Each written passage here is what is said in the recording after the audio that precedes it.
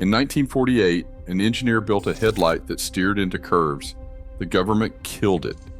In 1966, a team paired all-wheel drive with anti-lock brakes. Only 320 were sold. These engineers solved problems decades before anyone was ready, then watched their ideas vanish for 30, even 50 years before becoming standard. 10 iconic cars that arrived too early, and number 7 reveals exactly why being first almost never pays off. In 1948, Preston Tucker unveiled a sedan unlike anything Detroit had ever seen.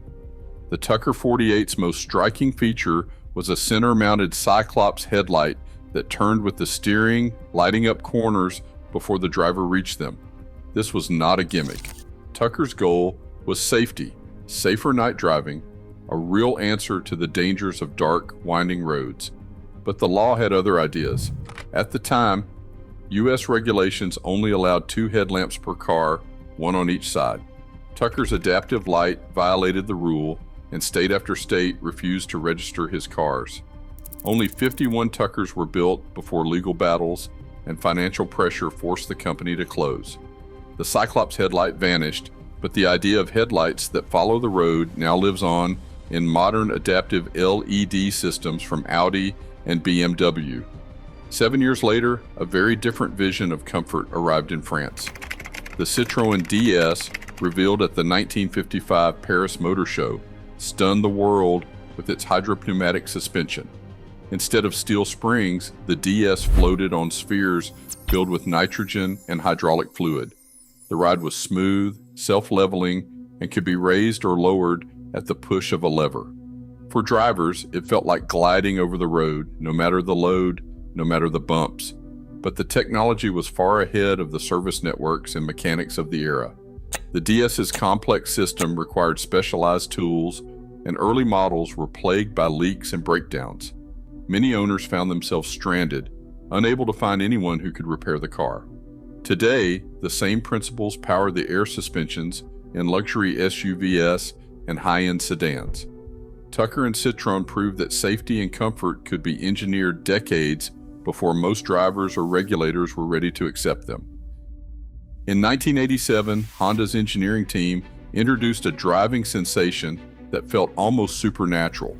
The third-generation Prelude arrived with a mechanical four-wheel steering system, a world first in mass production.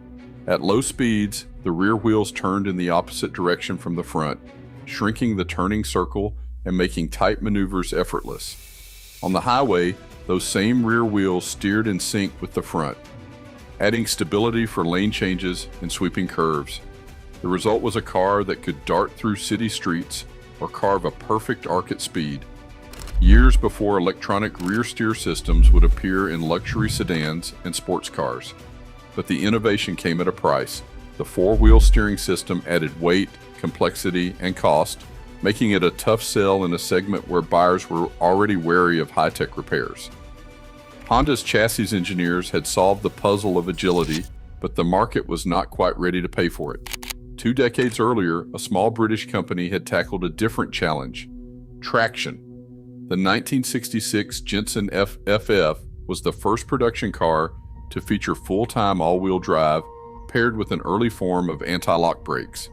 Developed in partnership with Ferguson Research, the FFF's viscous coupling split torque 37% to the front and 63% to the rear, keeping the car planted on wet or icy roads.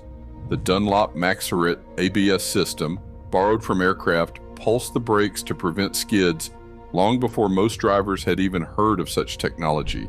Yet the FFF was too complicated and expensive for its time. Only 320 units were built, each one a showcase of what was possible when engineers refused to accept the limits of the era.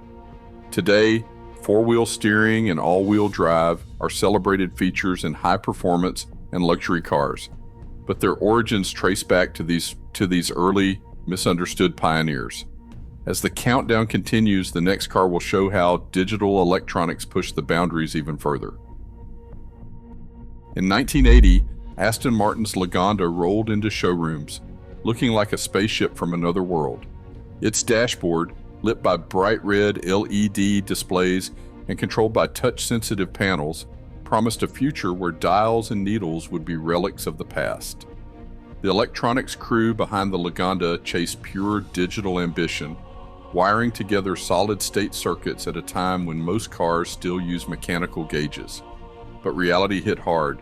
Early Lagondas spent more time in the shop than on the road. LED segments failed, touch membranes glitched, and heat from the V8 engine cooked fragile circuitry. By the end of its first year, only a handful of cars had working dashboards. For owners, the promise of the digital cockpit often meant driving blind or waiting weeks for replacement parts flown in from England. Today, digital clusters are everywhere, from entry-level hatchbacks to luxury sedans, but the Lagonda's electronics team paid the price for being first. 2 years earlier, a group of Swedish engineers at Saab took a different gamble, strapping a turbo to the humble Saab 99 Turbo. Turbos had a reputation for being temperamental, best left to racing or exotic sports cars. Saab's team wanted to prove a turbo could survive daily commutes, ice, and long winters. The result was the 1978 Saab 99 Turbo, a family car with a sudden rush of power once the boost kicked in. Drivers learned to live with the infamous turbo lag, waiting a heartbeat after pressing the pedal before the engine surged to life. Heat management was a constant battle. Turbochargers ran hot enough to fry oil and warp parts. Still, the experiment worked. The 99 Turbo convinced the world that forced induction could be reliable and practical.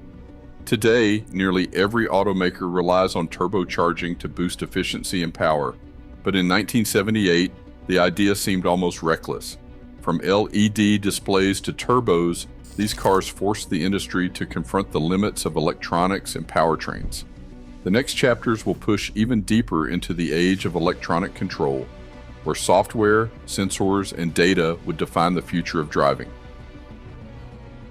In 1969, a team of German engineers at Bosch quietly rewrote the rules of engine control.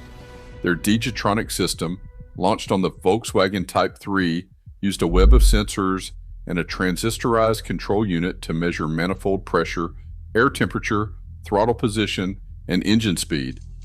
Instead of relying on the guesswork of carburetors, the Digitronic injected fuel with electronic precision, responding in real time to every change under the hood. The heart of the system was a pressure sensor that constantly adjusted fuel delivery, aiming for efficiency and smooth running. But for most buyers, the promise of cleaner running and better mileage came at a cost. Early sensors were known to fail, and repairs required specialized knowledge that few mechanics possessed. Meanwhile, 2 decades earlier, in 1949, Oldsmobile's Rocket 88 had taken a different path. Its 303 cubic inch overhead valve V8 engine delivered brute force with high compression and simple, robust engineering. The Rocket's raw power dominated NASCAR, taking 6 of 8 major races that year and earning a reputation as the first muscle car. Electronics would eventually win out, but for years, mechanical muscle set the standard. Today, every modern car relies on electronic fuel injection, tracing its roots back to those early Bosch experiments, while the spirit of the Rocket 5.8 lives on in every performance engine. Next, the story turns from speed to survival as engineers tackle the challenge of protecting drivers from the dangers within the cabin. In 1994, Volvo's Safety Lab introduced a new kind of protection, the world's first production-side impact airbag fitted to the 850 sedan. The system relied on sensors that could detect a crash and trigger the airbag in less than 20 milliseconds, faster than the blink of an eye. When a side collision struck, a pyrotechnic charge inflated a bag between the door and the occupant's chest and pelvis, absorbing the force that would otherwise cause broken ribs or internal injuries. Volvo's engineers didn't just rely on theory, they tracked real-world crash data and injury scores, using metrics like the abbreviated injury scale to measure outcomes. Early studies showed a sharp drop in serious torso injuries for those protected by the new system. This wasn't just a marketing claim, regulators took notice, and soon the U.S. government updated its side impact standards under Federal Motor Vehicle Safety Standard 214. By 2012, over 95% of new cars in America came standard with side airbags. What began as a Swedish experiment became an industry expectation, reshaping how the world thought about crash safety. In 1971, a group of Bendix engineers and Chrysler project leads took on one of the most urgent challenges in automotive safety, stopping a heavy luxury sedan without losing control. Their answer was the SureBrake system, an electronic anti-lock braking system offered as an option on the Chrysler Imperial. Using wheel speed sensors and an electro-hydraulic modulator, the system could sense when a front wheel was about to lock, and it could pulse the brake pressure up to 15 times per second. For the first time in a mass-produced American car, a driver could slam on the brakes and still steer around an obstacle. But the technology was raw. Early electronics struggled with heat and moisture, and the vacuum valves were delicate. Installation cost hundreds of dollars, far more than most buyers could justify. Fewer than 1,000 Imperials received the system, and complaints about reliability piled up. The option vanished after 2 years, and ABS would not return to mainstream American cars for another decade. Only in 2012 did U.S. law require electronic stability control, a system that quietly depends on ABS hardware in every car. What began as a fragile experiment now stands as the backbone of modern crash avoidance, but for Bendix and Chrysler, the future arrived long before the world was ready.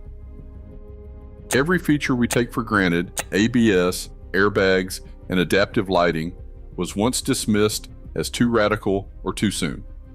Today, automakers race to innovate, but the gap between vision and acceptance remains. Progress demands risk. The boldest ideas rarely win first, but in time, they define the road ahead.